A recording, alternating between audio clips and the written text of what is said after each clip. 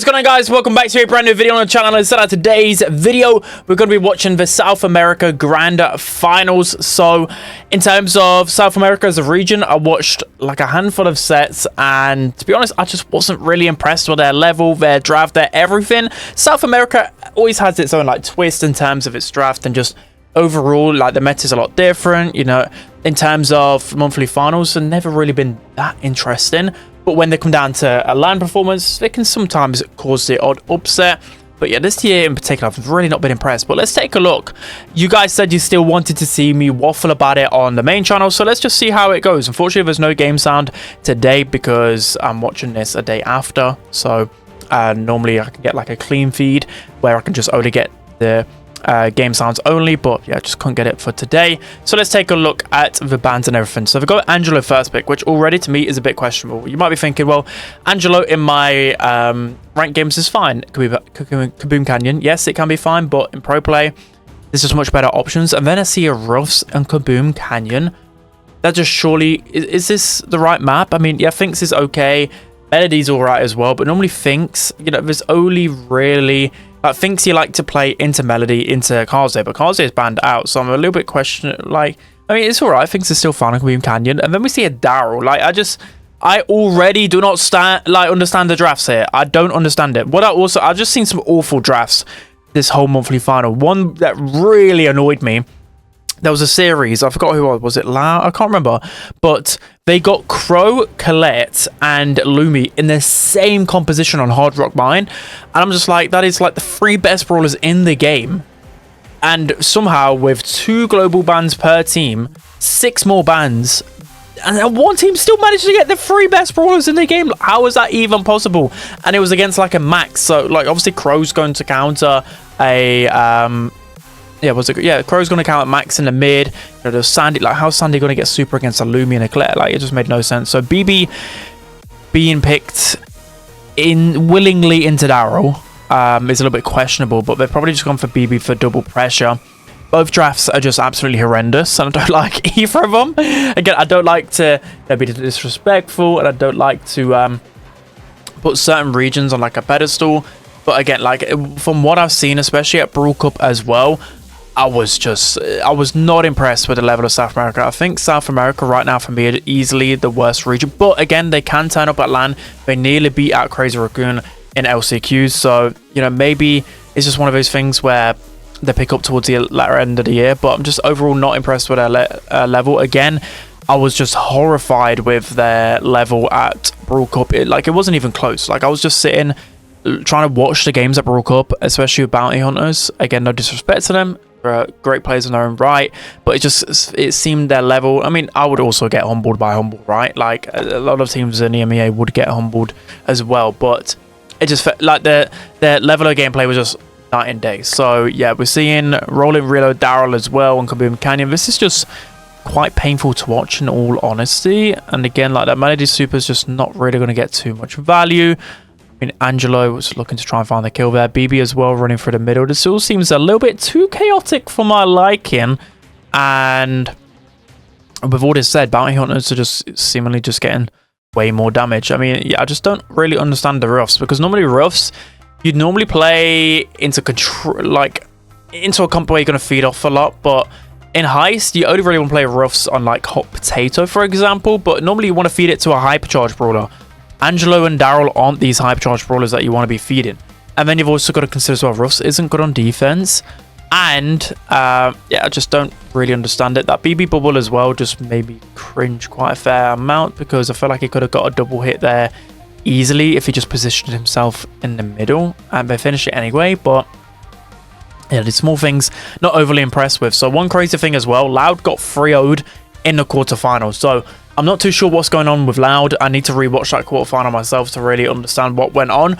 But for a team like Loud, they always, like, they were pretty much like top 1-2 team throughout last year. They're going back and forth with Pekka's team, for example. We're just not really seeing the juggernauts of South America really do anything this year. I mean, it's nice to see new teams come into the spotlight, but these new teams aren't really impressing me either. So it's just one of these ones where it's just a bit all over the place in South America. Again, it does leave room for maybe some rising stars that we're not really too familiar with in the region, which we all like the story of the underdog. We all like a new pro coming to the scene, but again, I'm just not overly, like, I'm not too familiar with ACRE as well, like Satisfier, like, I'm not too familiar with these names, and I'm pretty familiar with a lot of names in South America, but these aren't ones that are like completely familiar for me. Again, South America is probably the region I watch the least when it comes down to the monthly final, but I mean, I've just been pooping on South America for 6 minutes here. I kind of feel bad at this point. But I'm just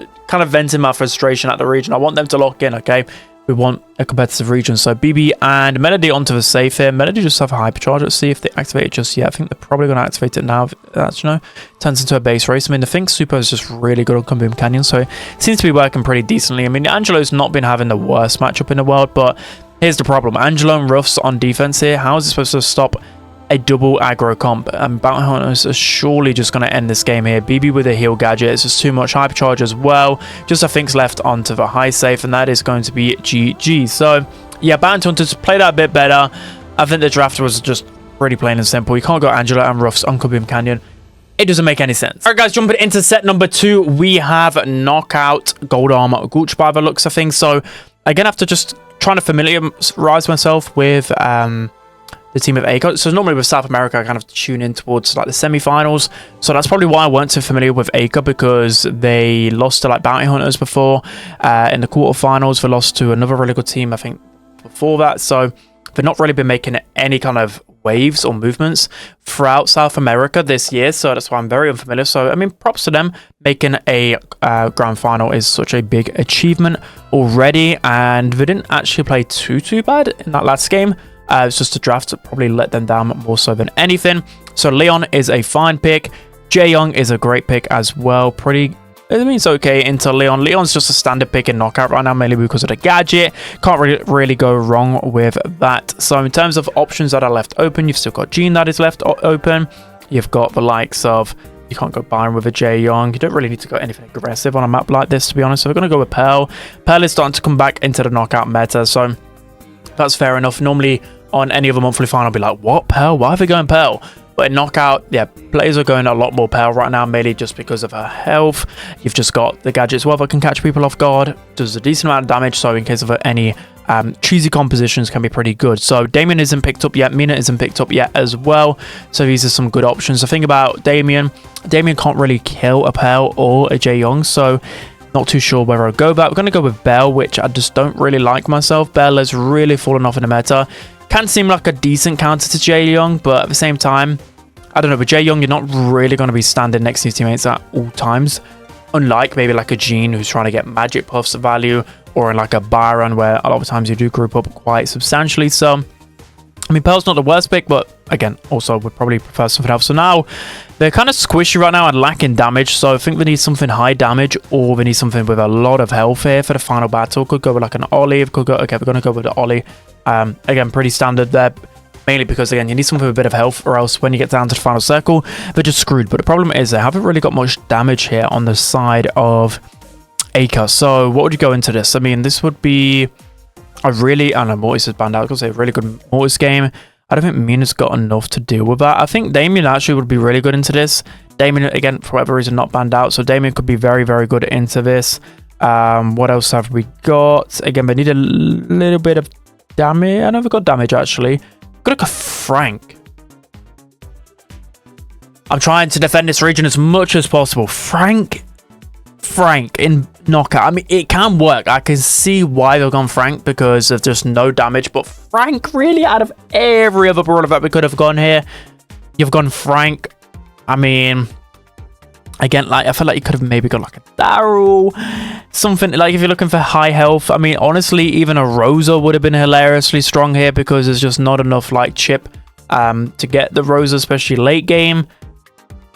Frank, I mean, yeah, it can work, I guess. Maybe even like Fang would have been. Actually, no, Fang would have been good, because you got Ollie's gadget, right? So I guess that's maybe what I'd just gone with a tank. That isn't going to be countered by the Ollie. So let's drag myself back down here. So again, not really impressed by, but I mean, both comps aren't terrible, but you don't really see Pearl on this match too much. You don't really see Belle really anymore in EMEA, but Yeah, let's see where it goes. So I still would prefer Bounty Hunter's comp, but I mean, ACRES could definitely still win, especially because of the power of Ollie.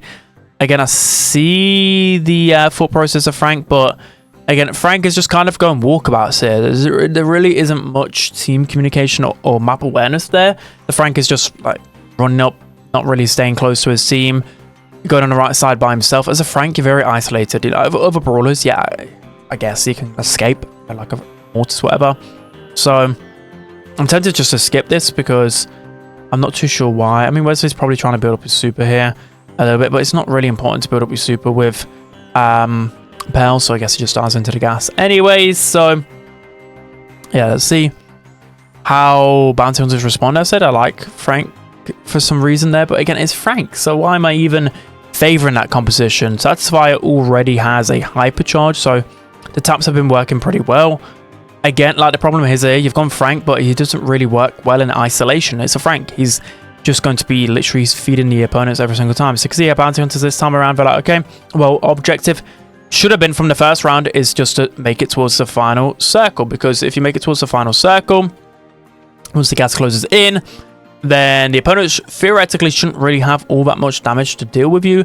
I'm guessing they're going to use the anti stun or whatever gadget from Frank, which is going to help him against the Ollie hypnotize. So let's see what they can do here. So Morello's going to try and get a kill onto Pearl. Does actually get quite a bit of damage here.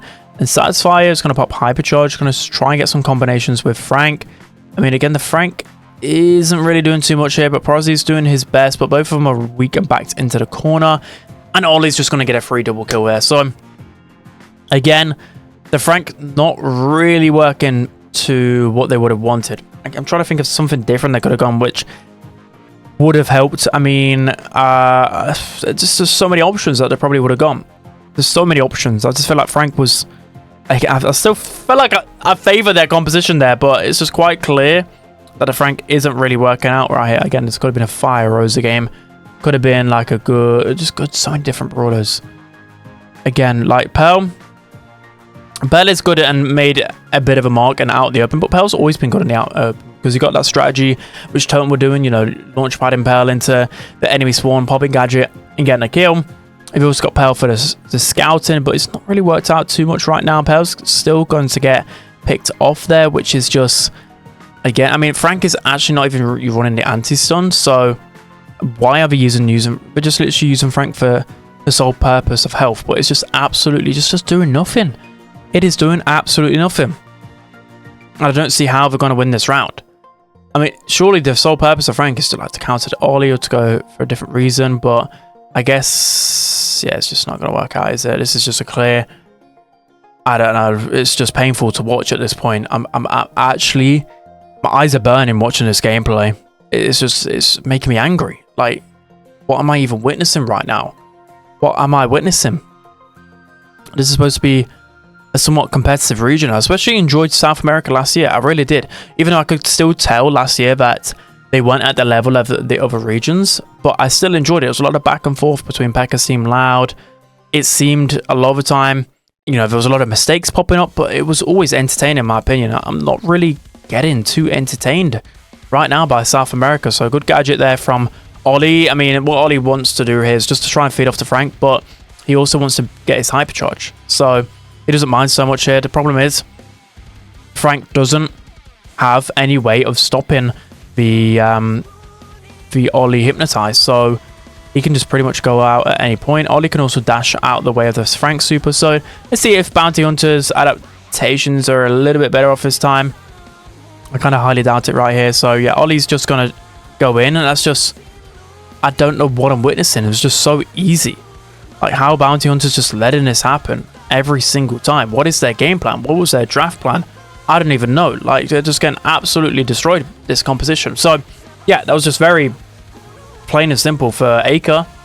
Let's jump into the next one. All right, guys, jumping into set number 3, we have Ring of Fire Hot Zone. So this one's a bit more of a map that any team can really do well in, and especially draft. I don't think draft is also important on a map like Ring of Fire. It normally comes down to who has the better aim, who has the better little bit of strategy. Let's look into Otis first pick.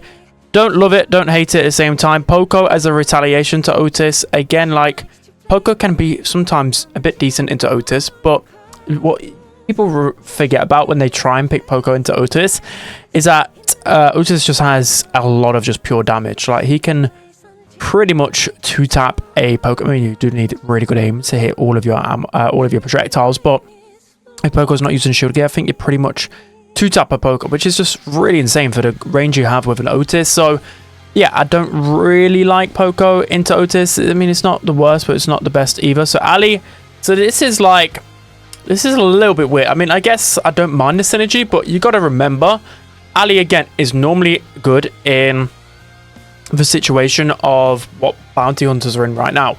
So they have 4th and 5th pick. You can see 2 brawlers. If you know Ali's going to have 2 good matchups at least, then it's fine. So they go with Fang and Ems here, which is a great response. Ems is really good inside of Hot Zone, a great counter to Poco, and you've got that invulnerability frame, the 0.5 seconds, that just really helps you in Hot Zone. It's just beautiful.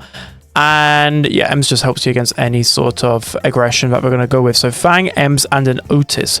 What would you go into this? So it's pretty difficult because anything that can counter, trying to think, Meeple, I guess. Meeple can work, but the stun doesn't work that well into Fang, I believe. Does it interrupt Fang's super? I can't remember off the top of my head. I haven't seen that interaction in a while. But yeah, I mean, Ali's not going to get any value here. This is why you can't, like, this draft makes 0 sense. Again, if it's like a really good Ali map, talking layer cake or even like double swoosh, undermine, for example. I don't think some of these maps are in a competitive rotation. But Ali earlier in draft, yes, could be good, but Ali's only got a half decent matchup into Otis, and still even Otis can beat out an Ali. So yeah, what is Ali even good into? It's good maybe getting pressure and requiring a pinch, but Ali's not really going to get a kill onto many of these brawlers, so she gets a bit of value there, actually. I mean, it's going to be a little bit harder for bounty hunters to get going until we get a bit of supers, but I think they're going to be heavily relying off his Fang to kind of open the gates, and then the other super brawlers can really go in. So Fang's going to get the stun into Ali. Like, look, what is Ali going to do? If all 3 of them group up, there's not entirely too much that Ali can do. I mean, she can still create a bit of pressure. I mean, Poco again got horrible matchups. Horrible matchups. And even Meeple, I mean, Meeple should be able to have a decent matchup, but still bounty hunters are prevailing, it seems. Like I said, Otis is still pretty good into Poco. I think for a Poco pick, surely you've got to be, I don't know, like Poco and Ali screams 4-5 pick when you know that you can out heal, out damage, like pressure the opponent so ridiculously. But yeah, I don't know, it's just not really screaming it right now, but they're still doing half decent right now. Again, the strategy of bounty hunters seems to be working a little bit, grouping up, but at the same time they're really struggling to get zone time. So Ali's going to try and jump in here. It just doesn't have any kind of damage to do anything. So I think bounty hunters finally realized that they can't all 3 players just sit at one point. I mean, that's where the gadget really does work out really well for the Poco, and it actually looks like ACRE gets a bit of control there. So again, I think the big problem here is bounty hunters are all 3 grouping up at the same point. Someone needs to go up and create some pressure for bounty hunters. ACREs have just been able to just push the entire time. Meeple just has such a good matchup into Otis, and Ems is not much that bounty hunters can do, but this is potential to come back here. I mean, complete waste of a hypercharge super there, but it doesn't really matter too much because I think this game is pretty much over unless bounty hunters get some good chains here. So gadget going to go down. Super doesn't really do too much, but there's pretty much no chance that they can get onto that zone. So all said and done, I mean, this Poco composition still seems to be working. Again, I don't think as the rounds go on, I think surely bounty hunters should be able to find a way to do something into this. The Ali is just doing nothing. It's just literally for the fact that 3 players are grouping together. You don't need 3 players to group against an Ali. If Ali eventually gets some kills, it's whatever. You need someone to create some pressure as well. So this time around, do anticipate bounty hunters being a bit more aggressive. Again, for the first strategy, I think it's fine to group up to get that stun onto Ali. It gives you a bit of supercharge with a Fang, but any opportunity you just need to go in, especially on this Poco. So good taps here, got to get the kill onto Meeple, and this should open up the floor here for bounty hunters. Already 20% up. Probably going to wait for, okay, no, he uses super on Ali. Going to say wait for the Poco to reveal himself a little bit there, but Poco has to heal up here, 40 health, and Meeple does get a stun, but it actually opens the door here for the Fang. He's going to go in onto the Poco. Could have maybe gone onto the Meeple instead, but it might have got a kill either way. But Bounty Hunters have just been playing it a little bit better here. I mean, they've not been doing too much differently, but I think they've just been securing kills a bit better, especially Otis has been tapping so far onto that Poco. So Ali's going to get the kill, but there's just no way that she's going to find another ammo in time. Prozzy's just going to waste as much time as possible here. It's inevitable he's going to get pinched down, so Fang's going to go in. Meeple does have stun, and you would think, oh, Meeple's used stun, you're probably going to get super in time and kill Meeple, but no, because of the gadget rework, it does leave Fang, it leaves it really hard to deal with a Meeple there. So Hypercharge is going to go down there. It's going to allow Meeple to abuse the Hypercharge as much as possible here. There's not much Bounty Hunters can really do in this position. They've just got to try not feed Meeple anymore, but Meeple's just getting free matchup onto everybody, it feels like right now. Ali finally gets the kill. Wesley should be able to get it. Okay, no, leaves Ali alone here. And ACRE actually might be able to find this one. It looks like they're in such a great position. But Portox is able to get a super onto both of them. Poco Heal's going to come in clutch, but Prozzy with a really nice flank. Finally going to get some work done onto the Poco as an EMS, and now it looks like taking a bit of a stronghold onto this game. So 3 players for Bounty Hunters are up. Ali's going to get 1 kill. Portox just going to stay on zone and easily get the remaining percent. So again, I think that was just a simple case of tapping a little bit more. Ali just really getting 0 pressure there. I guess Fang sitting still made sense, but I still think that Ems needs to push up a little bit more, especially once she gets 1 super. I know it's pretty hard into like the Meeples, and Meeples just consistently watching the Ems, make sure she doesn't flank up, but there just needs to be a bit more coordination to allow Ems to get into that position. So again, all 3 are going to group up it, and Poco's actually going to flank around, which is a bold strategy. Might pay off, might not. Let's see whether it does. Portox going to wait to heal up a little bit here. He's going to get the pinch onto Poco. I mean, does it a bit sloppy there, but manages to find it eventually. Ali's going to get the kill onto Fang, and I mean, Ems should be able to find pretty much a double kill here. Like, Gadget's actually going to allow everyone to move within the M super, which is pretty clutch. Fang knows he's a couple of shots away from super, gets a clutch kill, and finally Bounty Hunters are able to establish a bit of control. But I don't know, I've been liking, I don't know what really happened there with Ali. Did they just lag midair? What actually just happened in that interaction? I have no idea, but Meeple has the hype charge to hand here, and it's going from bad to worse for Bounty Hunters, and it looks like Ali just barely staying alive, Otis barely staying alive as well, but full control going the way of ACRE. Ali in the pocket as well. They're going to need a miracle to get out of this situation. Let's see if Ali can get the kill onto Otis. Does actually go for the Otis there. Maybe a bit of a misplay, because now they've gone in against 3 players, but it doesn't matter. Poco's able to pop Gadget, pop Hypercharge, and stay on the point. It's going from bad to worse for Bounty Hunters. Hypercharge going down for Portox, so going to get a lot of value, but this is such a big deficit. Hypercharge going down for Prozzy though, gets a great kill. This could be the start of something special if the Ems pushes up in the pocket. Okay, gets pinched by Poco. Great kill from Wesley there. Okay, let's see if it can happen. I mean, Ali nearly got a double kill there. 5 Murillo is trying his best to get onto the zone. Portox is going to go in with the dash. He's going to get taken down. Ali with super as well, and it's looking like ACRE should be able to win this set. And they do. So ACRE's go 2-1 up at the moment. Okay, wow. This would be a big surprise. Have they even reached the grand final before?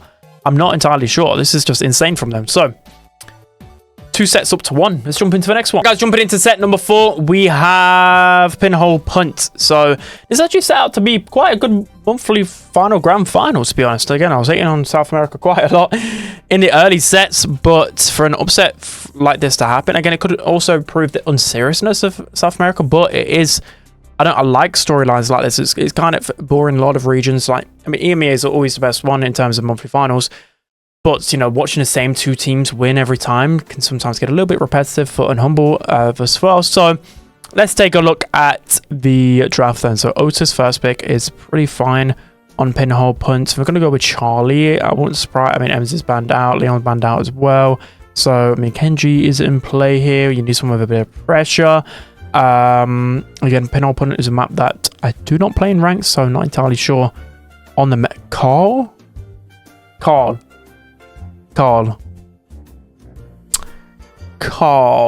Why would they go Carl? I mean, Carl's good at pinching, but surely there's a weakness to Carl. This is screaming like a BB angle to me. Surely BB into Carl is just insane. any type of like high health, any type of like knockback brawler would be really good into this composition.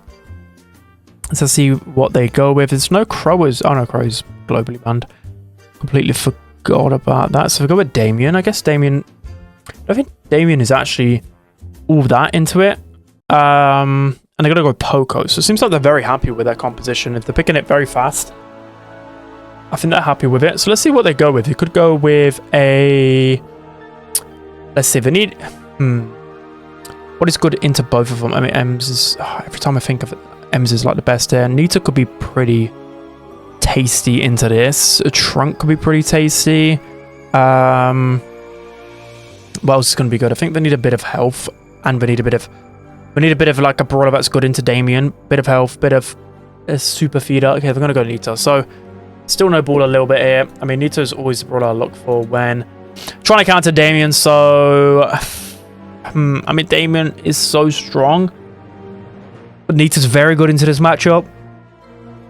I think I just slightly like Bounty Hunter's comp a little bit more. I don't know why, because Poco, Damien, and Otis should be really fun. Actually, no, I think ACRE have the composition. It's just whether they can win this. Again, like Poco, Otis. I think the problem is Damien's not really going to find any kills. So yeah, it's a bit of a weird one. I think Damien can maybe get a kill onto the Carl, but even then, they're going to struggle a little bit. Let's see. Again, I would prefer Bounty Hunters if they went for anything other than a Carl. I think, okay, they probably could have walked that in, to be honest. I don't know why they didn't just walk that one in. It felt like to me they had enough in the bag to score that, but now Charlie has super, you know, needs to probably close super. I think in this interaction, if you're ACRE, you need to try and score in the first interaction before the opponents get their supers. I know Damien doesn't have a super herself, but you've just got so much health, especially with Poco. You should just be able to bully your way through. So we see Damien use the wall gadget here, but he's going to push into Charlie. Charlie's going to get an easy cocoon. Portok's going to get an easy kill with Carl, and I think Carl should be able to walk this one in just about. Nice, really well played from Bounty Hunters. So, again, I mean, Carl against an Otis isn't really going to be the worst matchup in the world, but again, I'm just not really seeing Carl all too much. I guess it's something they would have practiced, especially with a brawler that can pinch. Again, you see a lot of time from like Totem or just a lot of teams, but like the M's, they like Charlie, they like these brawlers that can like poke around walls and then have like a super to stop any brawlers from pushing in. But now, ACREs are in a great position. We've got a Damien super. We're going to jump into Carl here. Carl's going to save his hypercharge and not actually get taken down. Just slowly get pinched down though. But Wesley's got a hypercharge of his own to use. He's going to spam the attacks out. Kill the Otis. Hypercharge need to bear as well. And it's just a Poco on defense. And that is GG game for Bounty Hunters. So, yeah, I don't really know what to think about that. I just think the Charlie Cocoon is just too good. And the way the Bounty Hunters play it are actually pretty good. You know, the Cocoon somebody, it makes it a 2v3. Absolute minimum, and they just capitalize on it. They just run straight the way. It's like when you shadow realm someone, right? Like a lot of times you can just take advantage of that and score an easy goal. So far so good for Bounty Hunters. Again, a little bit surprised. I think ACRE did stutter a little bit. I think there was another opportunity to score early on. Again, like it was risky, but you're gonna feed supers anyway. Like I think I would have just gone for that. So this time Portox has got his super in a great position. Otis isn't good into Carl, so I guess Carl's probably good for that reason, right?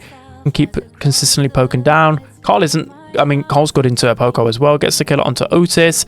The Nita Bear is pinching around, and it should be an easy goal for Bounty Hunters to walk this one in.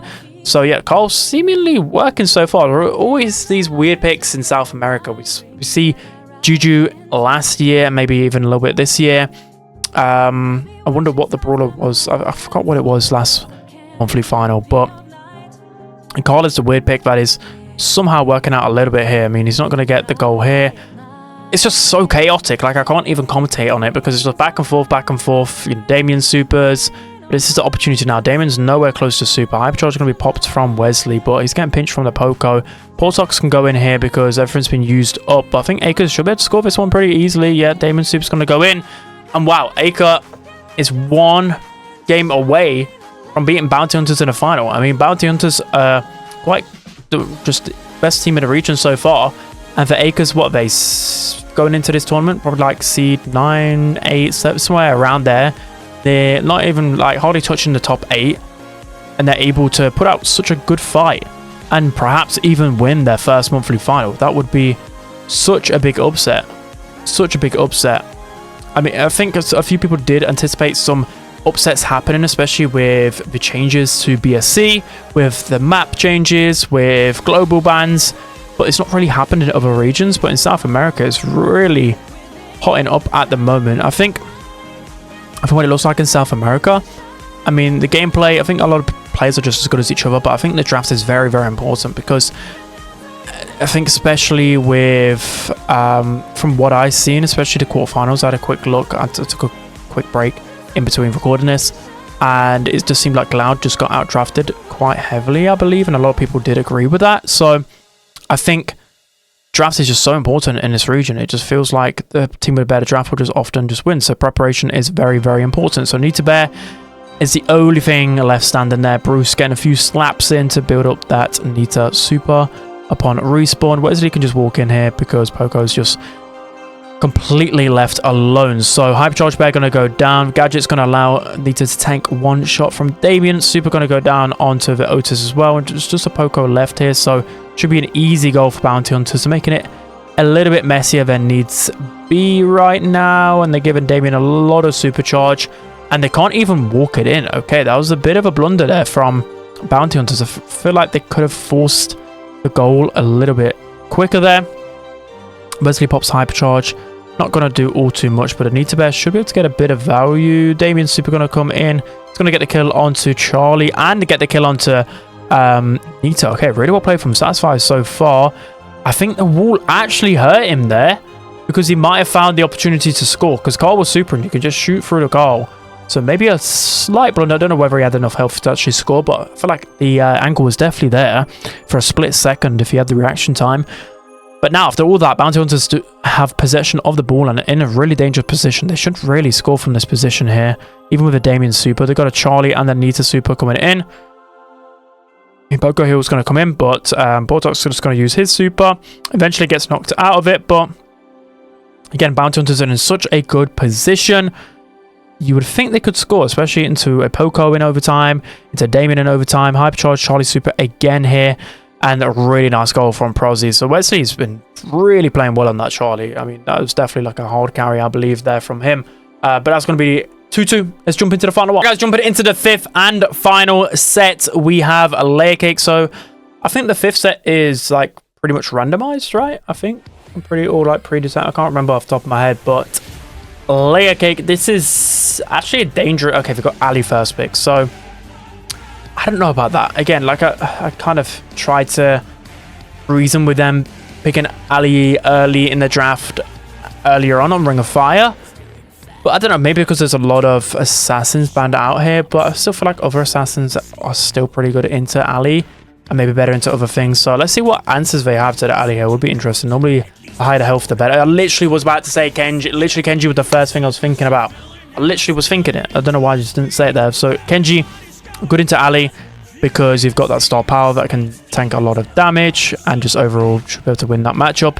So if we go with Lumi, interestingly enough, we're not seeing a lot of Lumi in this region, even though Lumi is like a top 4 brawler, top 3 brawler in the game. So this might, I mean, this is dangerous. What do you go into for Lumi? I mean, potentially like, you want a brawler that's kind of good in the middle, but it's quite risky to go like a Penny, or, I mean, Jean would be good into Lumi, something along those lines. I mean, I'm really surprised if we see like a sharpshooter like a Pierce or a Bell, just because knowing this region, see what they go with. 5 seconds left. Okay, they go with a Bell. Okay, so Bell used to be a decent pick on Layer Cake again like 6 months ago, but she has fallen down the meta a little bit, so I'm a little bit worried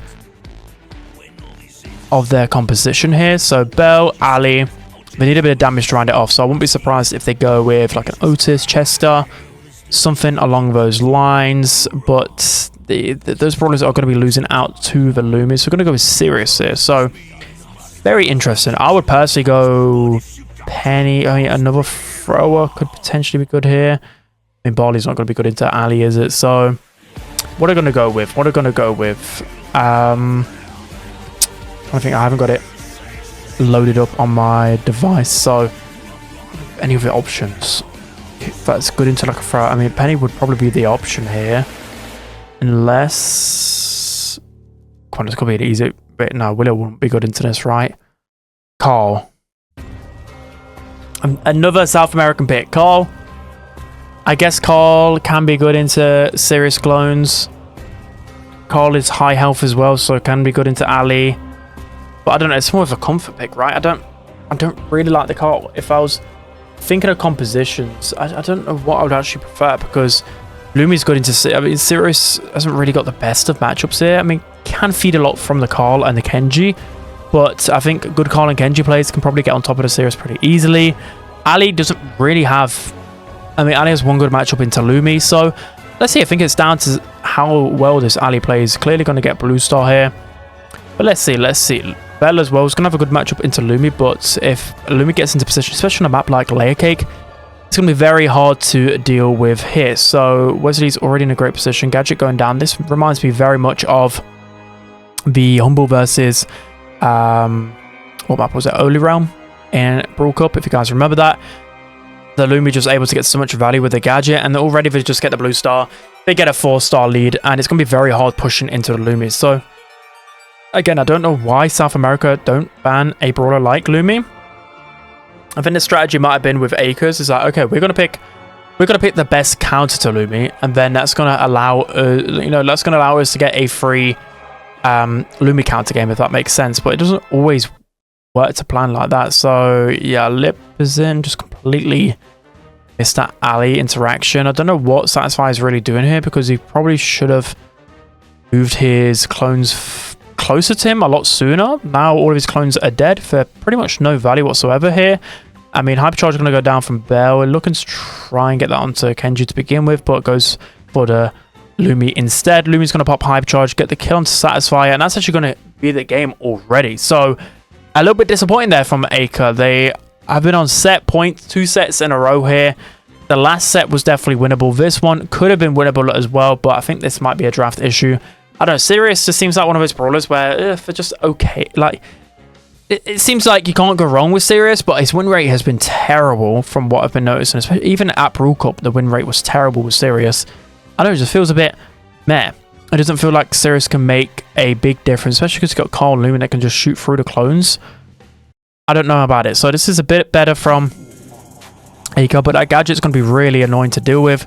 Again, you've got Carl that can also wall peek as well. So Portox is actually going to go in very aggressively here. Going to use Super to get the kill onto the Bell. And Lipizin, again, a little bit hesitant on the Ali, it feels like. I don't know. Again, Ali's a hard brawler to play, and especially if you haven't got low ping. There's a few moments where Ali could have definitely gone in a bit better. So Satisfy pops the clones here. But again, like the Carl, Lumi's not really going to struggle too much with those clones. But they've got a bit of time here. They just need a kill onto either the Kenji or the Carl here. But the problem is, like, Ali's really going to struggle to get in and out and do really much. So Carl's going to go in here, try and get a bit of pressure. It's not really going to do all too much here. Finds himself in a poor position here, and ACRE actually find the kill. Wesley as well, probably going to get taken down. 130 health. They don't actually find the kill, and they don't find the kill onto Portox as well. This could be disastrous for ACRE. Okay, no, they find a kill anyway onto Lumi. But that was, you know, one of those moments where 2 players stay alive. You just kind of feel the momentum shift a little bit. So Satisfyer doing a much better job of keeping his clones alive here. And he's probably just going to wait for the final onslaught, right? He's just going to wait for the final seconds, then put his clones into a better position. Wesley going to miss the super as well. A lot of misplays here from both teams. Gadget coming in from Prozzy. It's going to be a great super, but he's surely going to get traded out by the clones. I just don't see a way that Bounty Hunters can come back here. 8 seconds left, and it looks like it's going to match point. So maybe South America has actually delivered for once. I'm glad I actually watched this monthly final, because match point. What else do you actually want from a monthly final? I don't actually, like, you just couldn't write it. You couldn't write it so far. Really well played so far from ACRE. Again, they're much bigger underdog, and they're really giving it their all. So hopefully ACRES can close this one out. I'd love to see a bit of an upset. Let's see how it goes. I don't know how that even slipped away from Bounty Hunters. I think it started from Prolzy going in with Carl, but then kind of chasing the value, and his other teammates, again, kind of just getting caught up in no man's land, especially once the spell starts tapping. I mean, Fire Murillo has been playing really well whenever I'm watching him on these, like, longer range brawlers. He's just farming through to his hypercharge really, really fast. So Satisfy's already got 2 clones in the pocket here. It's looking good for ACRE. We've got 2 clones. They've got Bell Traps. You're pushing it into a Sirius. Let's see whether Bounty Hunters can respond. I'm intrigued. 1 minute left. I mean, they've got a little bit of time here. They don't need to make any sort of play. That's why Bounty, again, can sometimes be a little bit slow to watch. Fire Murillo's just going to be dancing around from that gadget. Again, I'm very glad that Lumi gadget is getting nerfed, so hopefully we won't be seeing any more of that cheese. Wesley gets 1 kill. Portox very, very weak here. Ali, again, chasing the value a little bit too much there, but they're still winning. ACRE, they don't need to force anything too much here. Just any person dying here for ACRE, they're going to be losing this monthly final, so they need to be a little bit careful, a little bit wary of both the Kenji and Carl cooking up then. So 35 seconds left. Lipson can't really afford to go in here, so it's going to be Prolzy and Wesley trying to pinch their way onto Satisfyer and Fire Murillo. They just need 1 kill. 25 seconds left. Wesley has the super. This could easily be a confirmed kill. Gadget as well. That's going to funnel them into 1 position. Super should go down onto the series here. Wesley should be able to find the kill as well. That's going to be 1 kill. As Portox overextended, though, he's going to get out. The Ali as well trying something here, but they are extremely weak. There's just not enough time to make it work. Surely 4 seconds left. Portox finds the kill, and Bounty Hunters are going to win that one in the end. What a sweaty game there. I mean, Lumi just doing so incredibly well for the gadget. Super combination confirms the kill. Portox nearly messes up there, and why? No, we don't want any Arsenal. Why is he showing Arsenal? Get off my screen. Get off my screen. All right. That's going to be it for today's video, guys. Hope you enjoyed this one. I actually kind of enjoyed that South America final, guys. I actually enjoyed it. I really couldn't predict how things would have gone in draft and gameplay, but I don't know. This kind of chaotic mess can sometimes be fun, especially in the grand final. All right. That's going to be it. I hope you guys enjoyed. See you later. Bye-bye.